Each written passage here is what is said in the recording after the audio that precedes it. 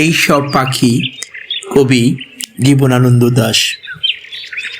সারাদিন পাখিগুলো কোন আকাশ থেকে কোন আকাশে থাকে, শহর কলকাতার শহর যেন পাখিহীন হয়ে থাকে।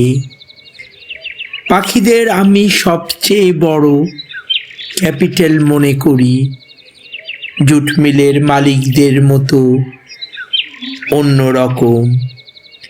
কিন্তু কলকাতা কি শুধু জুটওয়ালাদের? কলকাতা আমাদের, এবং কলকাতাও পাখিদের। সারা দুপুর পাখিগুলো দূরের থেকে আরো দূরে কোথায় চলে যায়।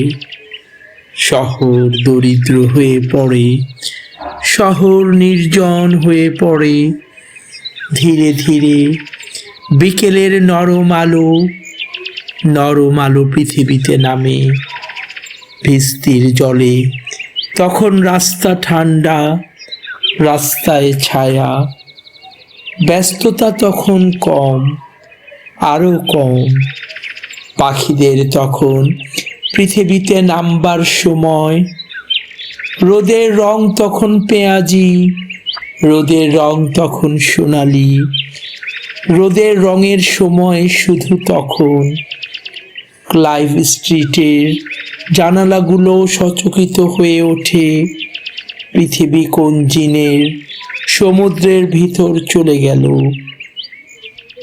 পাখিরা তখন আকাশ থেকে নামে, বলে তারা, এমনতর কলকাতায় থাকতে পারা যায়। এই সন্ধ্যার সমুদ্রে আমরা গোলাপের পাপড়ির মতো খসে পড়ছি। অনেকক্ষণ ছাদে দাঁড়িয়ে দেখি আমি চারদিকে পাখনা পালক, পালক আর পাখনা। কলেজের উঁচু উঁচু দেবদারু গাছের ভিতর ঘুরে যাচ্ছে। দেবদারু পাতার ফাঁক দিয়ে সোনার ডিমের মতো সূর্য, রূপোর ডিমের মতো চাঁদ শিশির ঝরছে। কলকাতা, কলকাতা।